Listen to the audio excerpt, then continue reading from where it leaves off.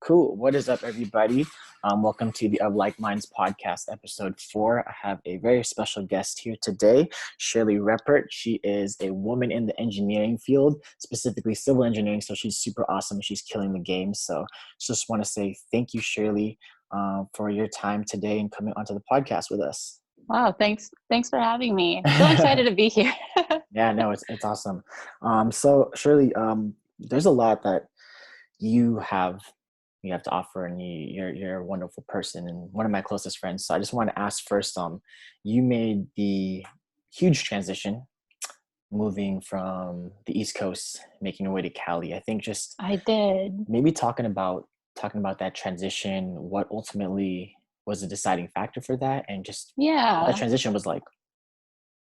Yeah. So I'm sure like taking the type of leap of faith to make this type of move is just a big deal. For me specifically, being an only child made it hard to move to begin with. Um, I've always had the want to move to California. When I was younger, maybe like 3, I was in a military family, and so we moved, and we used to live in California actually. Not in sunny San Diego. We were more in the Bay Area, and so um, I just always dreamed of coming back, just from obviously the weather and food, the obvious things, and dance, of course. And um, I think it was in 2013 was when I hit this point. I remember this as if it was yesterday. It was summertime. I just got home after work, and I was about to go hang out with my friends. We did this like almost every day. I would see them after work every day. We'd hang out. It'd be the same thing. I'd wake up, go to work, go home, hang out with my friends, eat dinner, go to bed. And it just became comfortable for me. And something in my mind just said, like, I think it's time to try something new. So in 2013, I started applying to jobs in California for civil engineering. And just to let you know, civil engineering is actually really broad. I'm specifically in water. You have like transportation, land development, geotech. Like there's so much going on in civil engineering. So I actually applied to jobs in those types of different fields of civil engineering. And, I wasn't getting any bites. And the next year in 2014, the company I was working at, they had reached out to me and they were like, hey, we have this opening. Do you want it? And for me, when I was responding, I was just like, oh, yes, that would be great. Like, I really hope I get this opportunity. And the way they approached it to me sounded like, like this is going to happen. And I'm over here like thinking, is it going to happen? Not knowing it was happening. And so, when it was all done, like the offer letter was signed and it was like it hit, like this was happening, like I started packing up and just taking the time to mentally prepare myself just for this move, because it's a big step, like, being an only child and having to move 3,000 miles to a place where, you don't have family and you don't really have friends, like it's scary to make that type of move.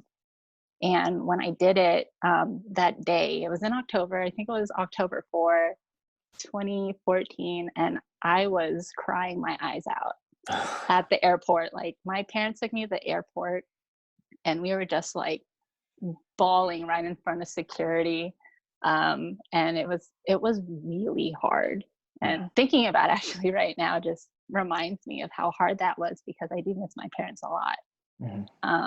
But like I have no regrets about moving. I've been here for, 5-6 years now. And as scary as it was, like I wouldn't change anything about it. If I have friends that even mention the idea of just, moving, and it's one of those things where it's like it is scary, but if you don't try it, you'll never know. And it's tough to, live with those like what ifs. Obviously, you need to, weigh out your options and stuff. Um, but taking that chance is something I did. I just did it. Just why not? My plan actually was to be in California for about 3 to 5 years, and then move back to Virginia. And I'm still here. Still So here, and I'm still you're here. probably gonna keep being here. And you're right. You're right. That's Every amazing. It is. It's good. No, everyone that I've met, that is like born and raised here, just have lived here for most of their life. They don't plan on moving, and I understand. Like, it's great. It's different. It's it's San Diego. I don't know. It's Yeah, great. I mean, you've lived here like yeah, all your life, so you love it. yeah. No, Yeah. for sure. I mean, so that's a huge transition, making that move, and obviously your family, huge impact on you. You guys are obviously Oh, extremely for sure. emotional at the airport. I just want to quickly talk about pros and cons, Yeah. East Coast versus West Coast, just in terms Mm. of living, in terms of working, all those kinds of things. Yeah. So California, it's expensive. Like, I knew that to begin with. That was something that my dad told me. And Hmm. he even still brings it up, like, as long as I've been out here, he actually even recently just said, have you considered moving to somewhere cheaper? I'm like, Mm. what do you mean? He was like, well, you have a house and the taxes are expensive.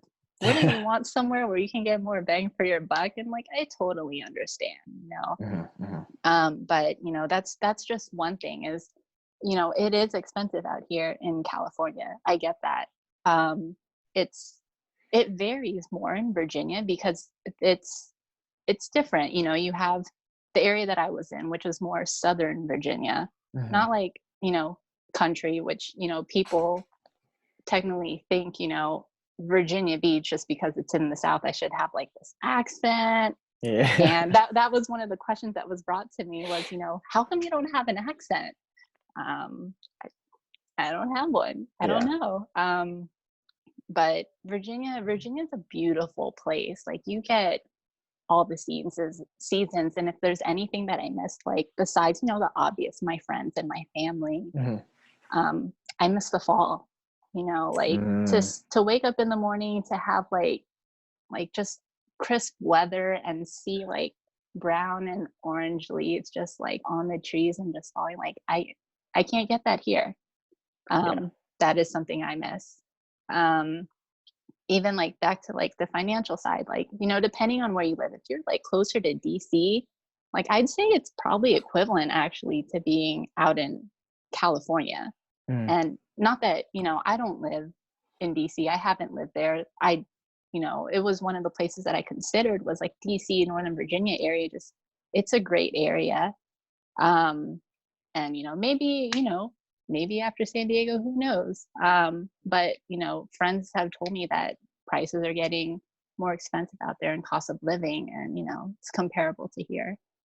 Um, but sometimes when I think about Virginia Beach and San Diego, like, if I'm just comparing those two, aside from like like costs of living and seasons, it does have its similarities. Like, I live by the water pretty much, Yeah. just like I do here, Yeah. and it's great.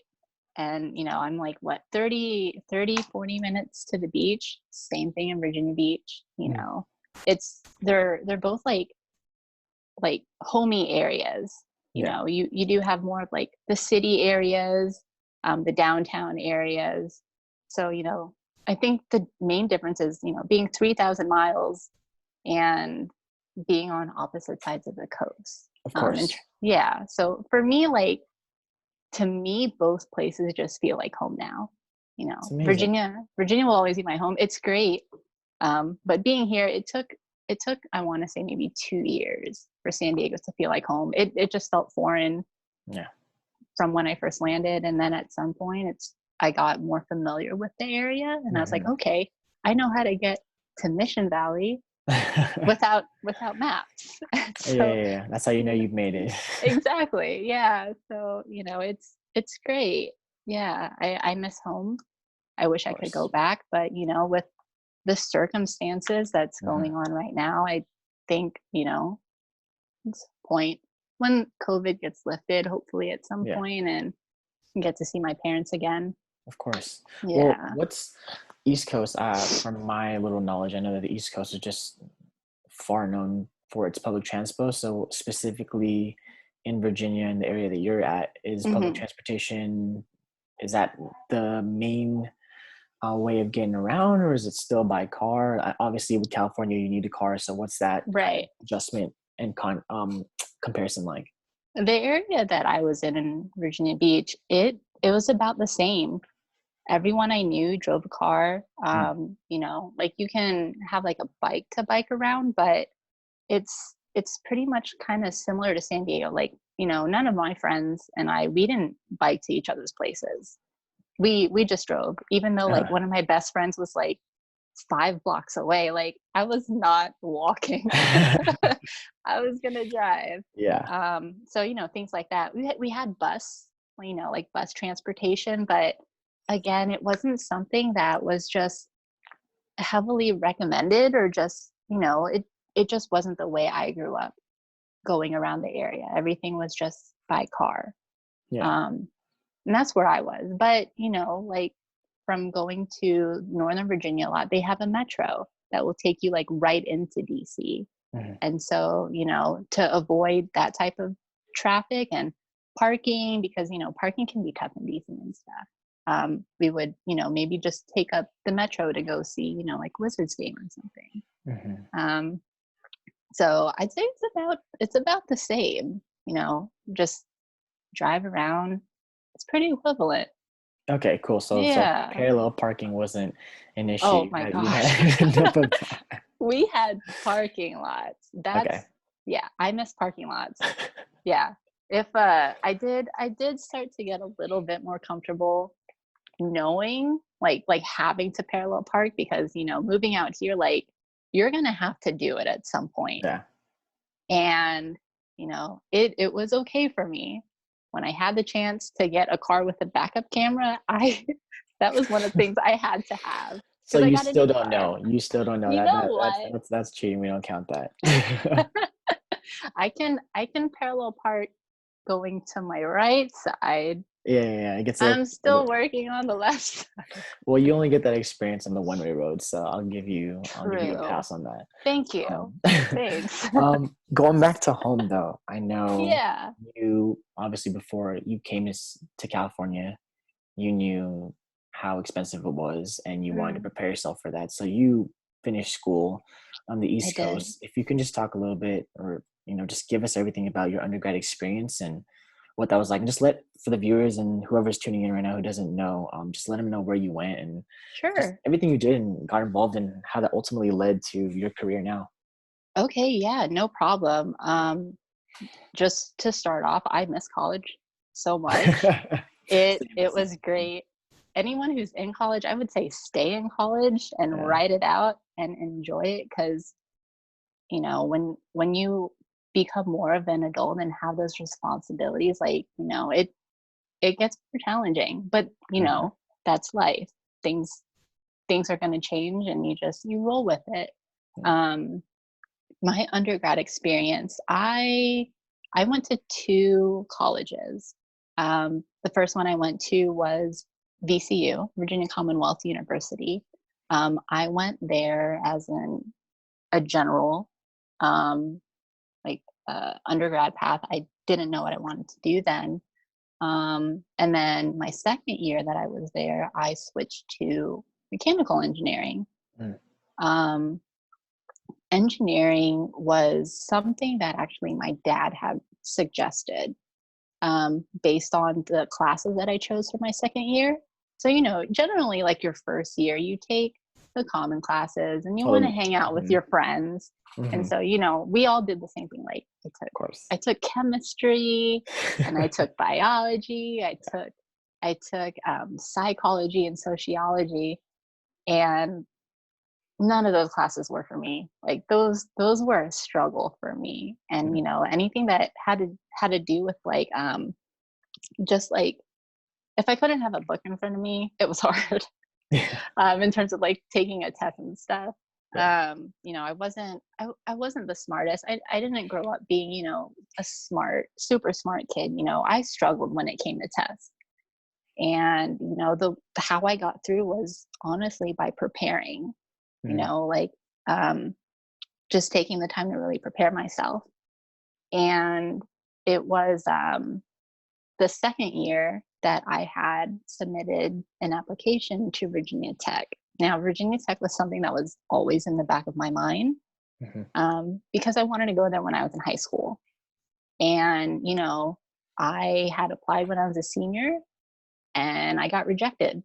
I didn't get waitlisted. You know, I just flat out rejected. I didn't have good SAT scores. And I had a good GPA. This was like, you know, at the time when AP classes started to become a thing. Mm.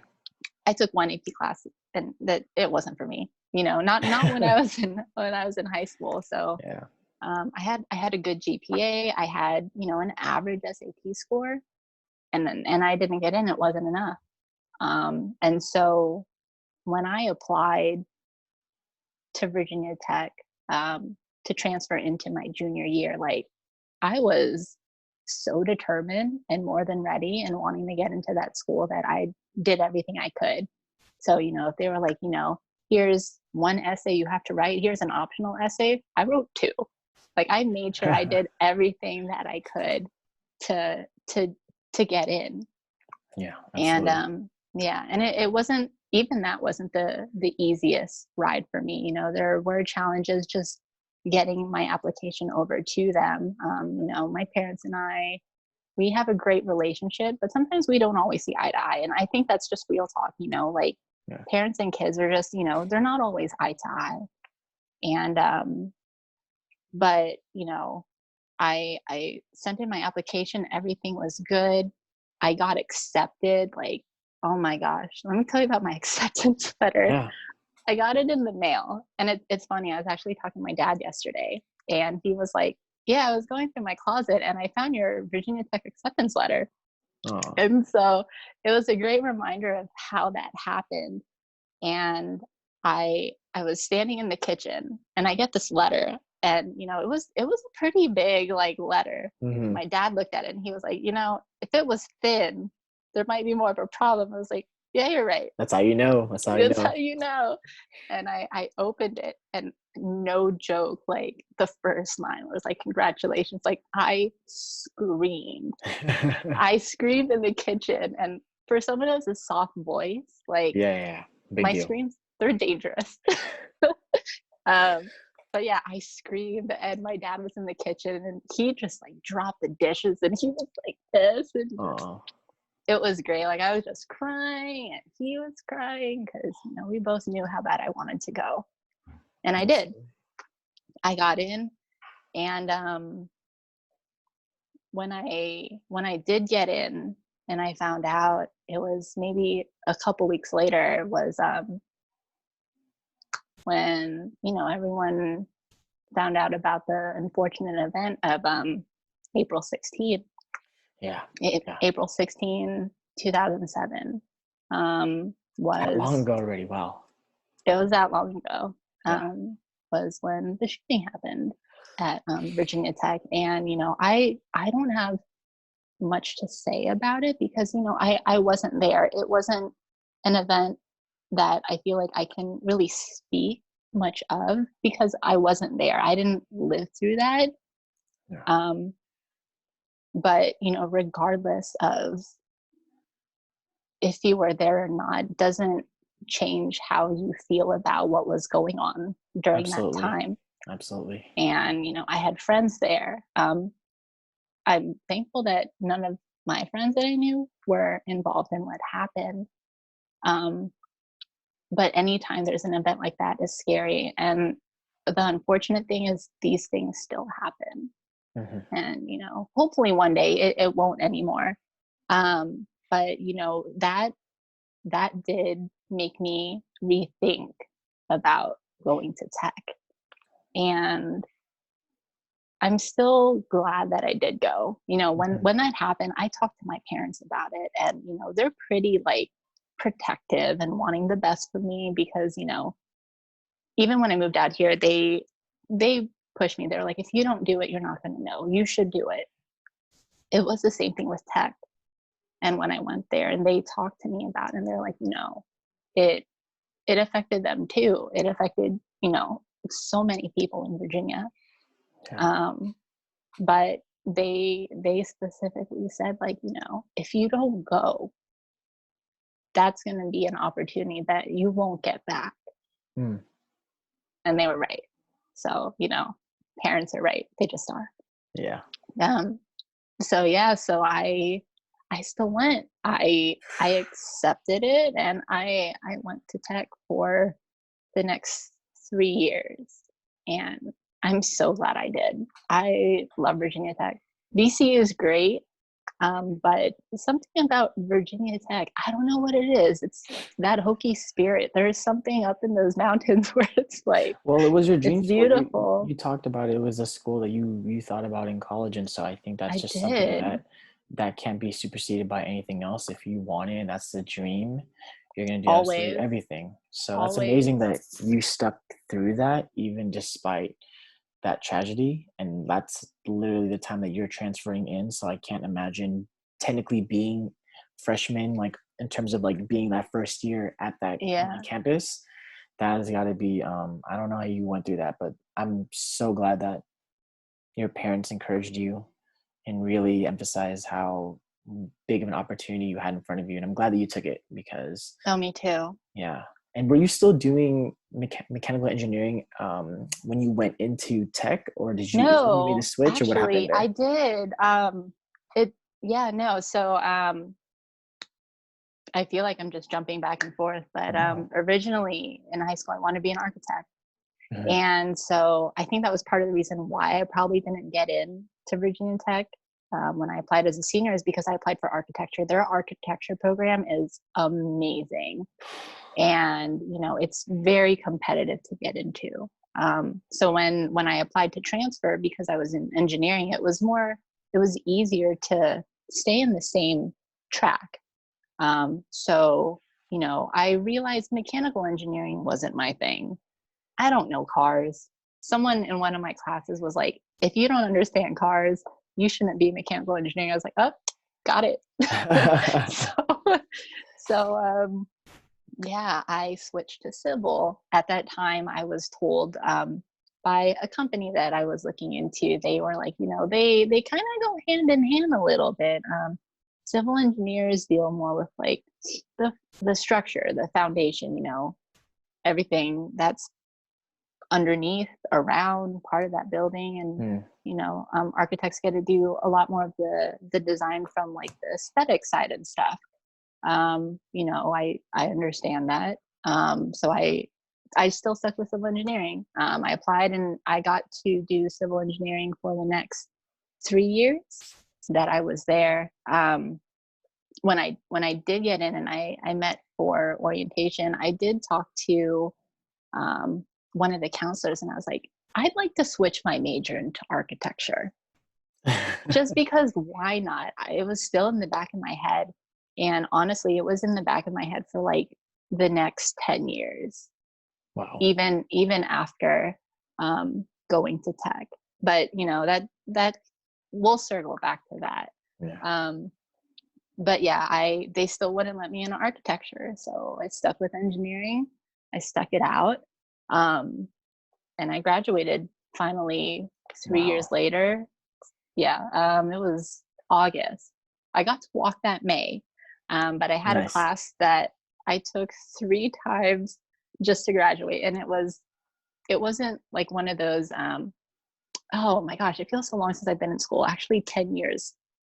Um, Woo. an elective. It was an elective. That's what it was. Just an elective, and yeah, it took 3 times just to Well, pass and graduate. the point is you got it done, and That's that's. true. I mean, I'm just interested to know, like, for you specifically, what stood out to me is just being a woman and being an engineer in general. I know you're definitely the minority in that sense. So maybe just shedding a little Yeah, light and sharing with our, whoever's tuning in terms of what the classroom atmosphere was like. Maybe what did you feel in terms of that relationship with your professors? Like, I feel like it's in a male dominant profession. I can't right, imagine like just some of the things that you've experienced, especially during undergrad when we're still 19, 20, 21, and pretty much still pretty stupid right. and that kind of stuff. So just shed a little light on that. Yeah. My classes, I took a lot of different kinds. I was I don't know how many females were in civil engineering in my year. I honestly don't know, but I definitely know for sure there was males all around me, Mhm, in class. Most of my teachers were male also. mhm, My professors didn't treat me any different. I was looked at, not even a male, I was looked at as a student, just like my peers were around me. They treated everyone equally. It was great. There was no differentiation. Um, my classmates, they were all mainly male, but it was fine.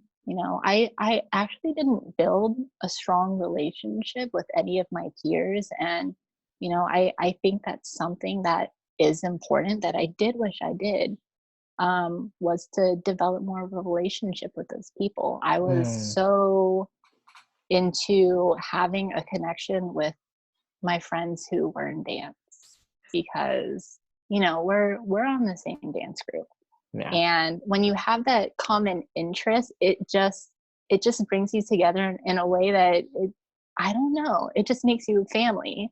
Yeah. And to me, like, having my classmates to be as that was more of like, this is business, this is my family, Yeah. and so I didn't get to know a lot of people back then, but I definitely think STEM is something that is important even now. And Mhm. when I hear or meet someone that's a female that is in engineering or planning or architecture, like I just get so excited because it is hard to come by. Like you don't meet a lot of female engineers, and I think it's definitely something that's growing Yes. in the industry now, which I think is great. Like, take that chance.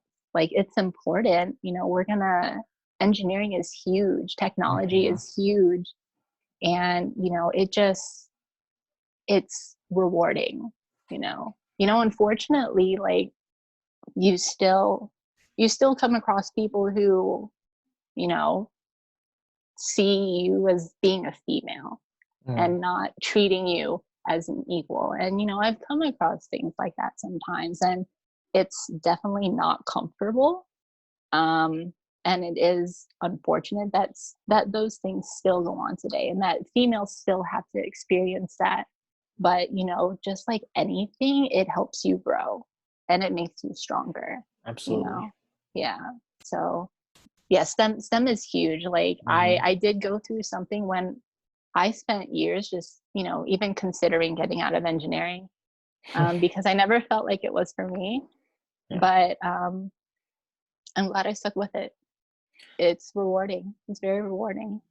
Well, Yeah. that's incredible how you at it. I feel like it's such a pivotal moment in your career in terms of like really like getting into it in undergrad, how you had that support and didn't really face as much as maybe one would expect. Um, Mhm. just, for being female in a male dominated career, I think it's incredible how you were able to have that support. And not only that, but find a balance of a completely opposite space in dance. And For sure. I know that you danced a lot on the East Coast, and you still took I those did. talents and experiences when you came over to California. So just kind of I did. sharing about those dance experiences and how that balanced out what you were focusing and majoring in college, but also like what that taught Right. you in life that's still applicable today. Yeah, no, dance has been with me since I started dancing when I was maybe 8. I did hula dancing. Um, then I didn't dance for a while, and then I wanted to learn hip hop. And then I took one class and it didn't feel like it was for me. This was maybe when I was 12. But it wasn't the hip hop that I saw in like movies. It was studio hip hop. Okay. Yeah. I think there's some type of difference. I don't know it all too well There's a because lot I of difference. Yeah. okay, good. Okay, good. You can validate that. Yeah. Yeah. But then I got into more of like technical dancing in high school. And then I did hip hop dancing in college. And even after that, into my career, I was still dancing. I danced through college. I've danced through, my career, having jobs. It's like being a full-time student and then going to dance practice late at night. Same thing that I have been doing and I've been doing now. I work full time and then I go to practice late at night. And it is draining.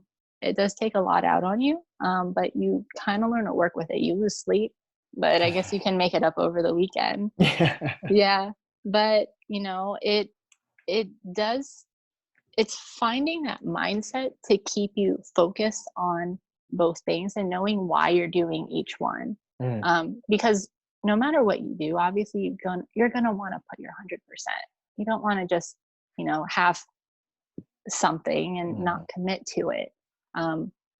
Same thing with with school, same thing with dance, finding that balance and working with it. My grades in college, I hate to admit, they weren't that good. I was so heavily reliant on dance because it moved me in a way that school didn't. And I still feel like, I'm still part of dance and still dancing, maybe for different reasons now than I was when I was younger. But it's still there for me in ways that other things in life aren't, I guess. Um, it helps for sure. Just let me focus on me and my movement and just me as a person. And then, when I get back to my job, I'm like super focused on that the whole time. So, I think it's just finding that right balance, of maintaining your focus on these different things and just moving forward with it. At some point, maybe you might have to stop one thing, whether it's dance or a hobby, because you just need to spend more time focusing on one thing, or maybe it's just too overwhelming because life happens. Yeah. And it happens. and it's, I think, having your career is always good, but you're going to need something to just help keep you busy on your own, something to help keep you focused, whether it's a hobby, it's dance, it's something. It just helps you work on you. Yeah. Personally growing. Your job helps you grow personally, it helps you grow professionally. But hobbies are important for sure. Yeah. Amazing. I love it. I love it. I Yeah. love it. I mean, anytime it's I feel like for the move that you made, it could have been something on the back burner that was, I can leave these experiences and the skills I've gained in this particular space aside, and like you said, just focus on your career, just focus on business and what needs to be Yeah. done to be established. But I think it's pretty great that you've created a life where you're still able to take that experience in dance and still devote a lot of time to it, and balancing that with Yeah. work and And it does work. yeah. Yeah. Like I've had friends that, the same thing happens. Life happens. A job happens, or maybe you need to spend more time on your studies, and giving up on a hobby that you're so into is hard. Like Mhm. it's really hard. Um, but I think the thing that like I had to remind myself when I did stop dance is just like, it's gonna be there for me. I may not be on a dance team, but dance is dance. It'll have my back and it'll help me figure things out. It'll be there when I need it. Whether it's in a studio or by myself. I don't like freestyling. It's not for me, but it's there Yeah. if I just need to let it out. And I think it's a beautiful thing Yeah. for sure. Well, you said something really profound when you talked about always keeping like that hobby Mm, around to kind of keep you yeah.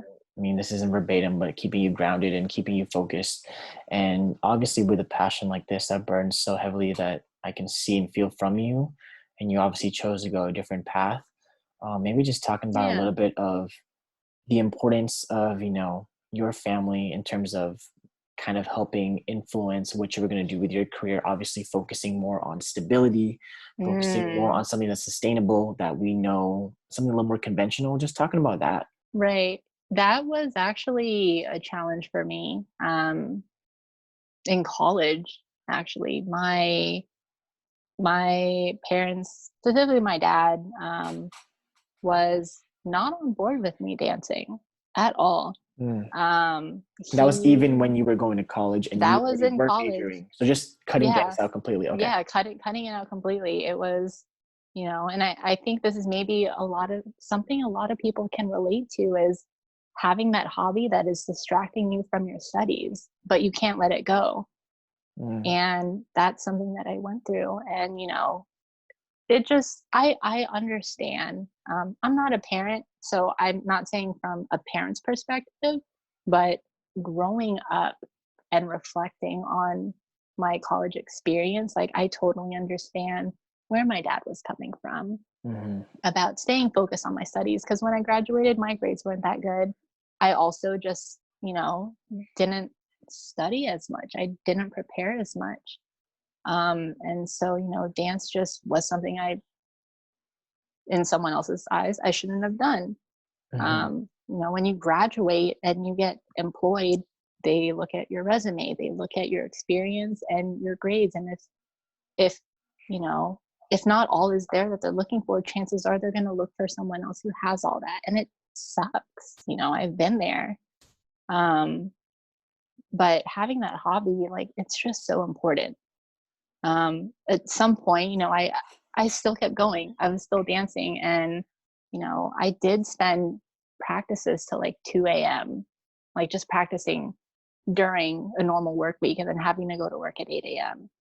And obviously that wasn't something that my parents were on the same page as with me doing that growing up. But I felt it was important to do both. Mm. Did it make me tired? Yeah, it did. Um, but I kept with it because I figured out how to balance it. Um, yeah, I can't just let it go as easily. Even if I do, like, I'll go on YouTube and I'll watch old shows and performances and stuff. But yeah, I'd say like my dad was a really big influence on me Mhm. um, throughout my life, as well as my mom. But my dad, when it came to my job, my career actually, he was n- wanting to make sure that I would be financially stable. If it wasn't for him, I honestly would say, I wouldn't be an engineer right now. I don't know what I would be doing. Mm. Um, so, I have him to thank for noticing that I like math and I was good at physics. Yeah. Um, yeah, so I took a different path from all my friends. I wish I was good at chemistry. I wish I was good at bio. It just wasn't. It wasn't for me. I like numbers. Yeah. So thankfully for him, he pushed me to do engineering. He couldn't push me away from dance. Um, but with engineering, like I'm glad I stuck it out. It's good. It's rewarding. Um, yeah, my dad was just a big influence on me. His mentality was just to make sure I was financially stable throughout my whole life, have a mutual fund, have an IRA, have a 401k, all these like acronyms. I still don't know what they all mean. But but for him, he's very big on financial stability. He wants to make sure that whether he is here or not, that I'm good, Mhm. especially moving out to California, learning Mm. how to budget and all that stuff because, I'm not living at home anymore. I have my Mm. own place. Um, so, he's comfortable knowing that, I'm good financially. Um, I can afford a house. It's expensive. I can't say it's easy. Yeah. But I'm hoping where I'm at now, I think he's proud. That's great. And Yeah. I think it's for those of you that are tuning in and listening and viewing this, it's important. I think Shirley just exemplified. It's important to recognize your strengths. You talked about being good at math and being good at physics and recognizing maybe where you weren't as strong and understand that that's Mm-hmm. okay, It's okay. and using those things to your advantage and making the most Right. of it. And then even recognizing that you still need to dance. You need to dance to a certain capacity to balance out the rigorous schedule of engineering in college Right. that young. So I think that's something that if you are going through that currently and there isn't anything that you have to do Mm-mm. in pertains to a career, I think it's, like I said, it's important to recognize your strengths, what your interests are, and what you're Right. good at, and Right. maximizing that and making the most of it. So Right. I absolutely love that story. Thanks. And honestly, it's good to recognize those strengths. It's going to take time, and just a heads up, because it's happened to me. Like, you might not notice it right away. Hmm. It might take a longer path than you expected, and that's okay. If you make mistakes and you realize things aren't for you and you took the time to fail, it happens. The best way that for me that I've realized is, if I'm going to fail, I have to do it myself so I can figure it out. Hmm. I don't want to feel like I have, like, I'm blaming someone else for something that, I did. If I didn't get here, like when I didn't get to tech, that was on me. I did something that wasn't enough for them. But in the end, didn't matter because I did what it took to get in, you Hmm. know? So it's like, if you're going to fail and you still want it, you'll figure it out. Whether, it's the way you expected or not, like, if you'll get there. You'll get there.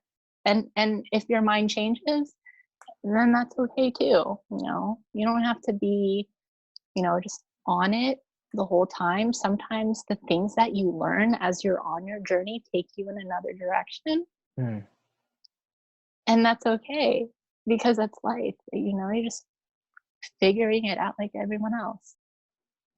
Absolutely. And Yeah. we're always going to be figuring it out. And I think now that you've come to this point, that's an awesome, just, I love that narrative of everything that you've been through. And that's what's gotten you to this point. And now just kind of delving in and just kind of understanding Yeah. what you're focusing on, what you're doing now, and ultimately, what you have planned in the near future, maybe. In So the just near currently, future, are you yeah. still even doing engineering? Well, what's going on with you currently today? I'm figuring it out. Um, I'm still in engineering. Yes, I've. It's been almost 10 years now that I've been in Wow. engineering, and I've had my hard times, and I still go through things, but I'm also still learning, and I think that's something, as a definite takeaway, is like, you're always learning. Hmm.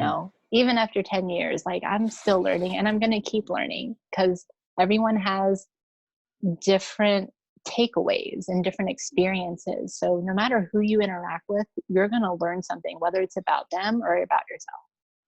Um, so I'm still in engineering. Everything's good. I got married last year.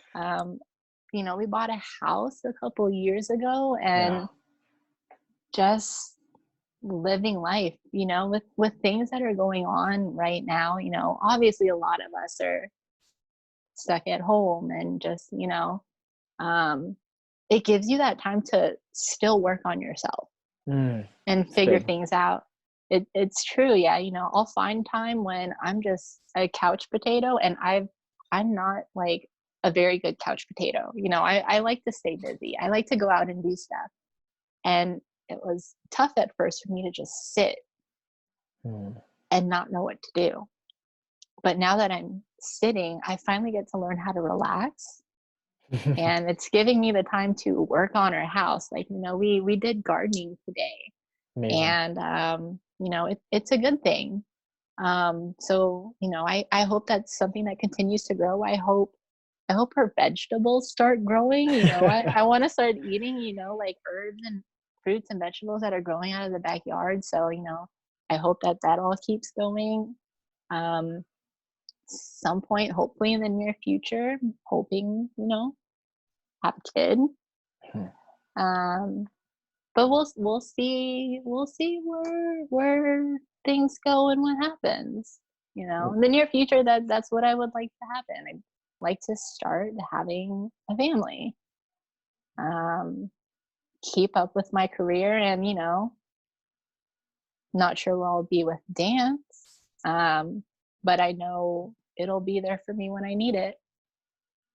So I love that, and I yeah, think it's really awesome and inspiring as well to know that you're still, one, doing engineering, but two, still finding time for yourself and to work on yourself, or if it's for the betterment of things that you wouldn't necessarily put time aside for, unless we were in this, like, current situation, this pandemic. And right, so to see that you're doing things around the house and you're working on yourself and you're a busy right. bee, I love that, because I know I've had conversation with a lot of people, and I know that some people may be affected by the pandemic differently, and Mm, everyone's different, but no, it's for great to know sure. that you're still pushing through, you're still trying to get better and just trying to adapt, because at the end of the day, we have to get better from this to Right. adjust to life after this pandemic. But Mm-hmm. um that's great. That makes me super happy, and to know that you're going to have a garden in the back. You're not going to probably need to go to Trader Joe's anymore, so you can just That's the goal. you can just Yeah. grow it from the back. Yeah. um I would just love, Shirley, if you can just take a moment to think back to your 13 or 14-year-old self and Mm, everything that you've learned in your career, everything you've learned from the influence of your family, the environments, the spaces that you've been in, both within the classroom and outside the classroom during your mm-hmm. undergrad. Navigating through life is very, very Mm-hmm. difficult. And so, if you could say anything to your 13 or 14-year-old self, or just a 13, 14-year-old, or someone young out there, someone who may have lost motivation to, even continue on with school because of the pandemic, what would you say to those people? Oh, thinking about being 13 or 14 is just taking it way back and reminding myself of where I was. Because when you're like that age, or just even now, like you don't. There's a lot of question marks, with the pandemic. Even being at a young age, you don't think about where you're going to be when you're 30. You're just like, man, that's old. Like that's probably what I would think is, wow, 30 is old. But I would say, like, where your path takes you should make you proud. Like, just thinking about, you know, if I'm talking to myself when I'm looking at my 13-year-old self, sorry, Kevin, you're gonna be me when I was 13. No problem. I would just look at you and just be like, you know, you're doing great. You're good. You might not have it figured out. Just things will come, things will go, your circle will get smaller, and that's okay. And you might not have it figured out, and that's okay. But you'll figure it out through your journey. And, whether that's letting things go or taking in those challenges that you have to, things will come at you hard when you don't expect it. And it happens. Um, but it's learning to adapt with what's presented to you and trying to make the best of the situation. I've had those hard times, obviously, like transferring to a different university, or just, not seeing eye to eye with my parents sometimes, or, like career changes, just things that cross your mind because you don't feel like it's good for you. You don't think it's for you anymore. And sometimes that may be true, and sometimes that may not be the case. It could just be a bump in the road. So it's tough to just, I don't know, you just gotta roll with it. It's so vague to say that, Yeah. but you just gotta roll with what's given to you and just take it for what it is, learn from it, take it with you on your next thing. And, it's okay and it'll be okay. And you'll figure it out. I love that, Shirley. Anything else that you might have missed or just feel like any last parting words you would like to share with whoever's tuning in today? Um, I just want to say that,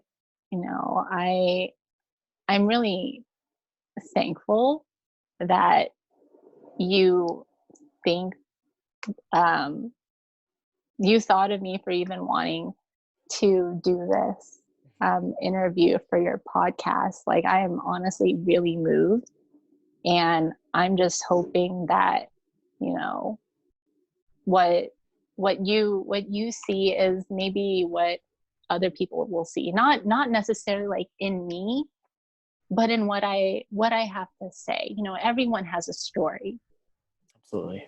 and sometimes I don't think I have one. So that's why, like, I'm thankful that you see something in me, because I honestly don't see that in myself sometimes. And I think that's normal. We all think we're just people, Yeah. just taking things one day at a time, that we don't have something to share. And some, like, I still do feel that way, but you think there's something, and I'm not going to say no, because I couldn't be helping someone else. And i Absolutely. think i think it's great, any way to help someone or to give back. Like, why not? So hopefully something I said today is some type of takeaway to at least one person. One, if it's just one person, then thank you. That's all the difference in the world that we It need. is. It is. And it's incredible to hear your story, Shirley. Moving from the East Coast to the West Coast, not trying not once but twice, and getting into the dream school and combating the uncertainty of that tragedy, and kind of the friction with your parents of feeling that dance maybe wasn't enough for you and that you just need Mm, to focus on school. And then also not just that, but then taking everything that you gained from that undergrad and still moving across the country and making a life, a great one for yourself. And like I said, being a woman is already, and I don't know personally, but personally growing up in an all woman household, I have such a yeah. profound respect for women. And so Mm, to me, for you to be a woman and being the minority in just another sense in your career and in the right. daily work is just it's amazing to me. And so you have a rich narrative, and I know that there's got to be Mm, someone out there that's going to take something from this, and this is just another story to use as inspiration and motivation for you guys to um, continue pushing through this crazy thing that we call life. And so I just want to say mhm. thank you again, Shirley, for coming on and giving us your Yeah. time and being transparent and sharing with us. Thank you, Thank you. Kevin. Thank you so much. Yeah, for the Of Like Minds podcast episode 4, you guys, Shirley Reppert. Thank you so much, Shirley. And then hopefully we'll have you back Thank on you. sometime. We'll do a checkup. We'll see what Yeah, happens. you know what? I'm here. Just let me know. All right, Shirley. Anything. We'll catch you soon. Thank you so All much. right. All Thank right. Bye bye. you. Bye.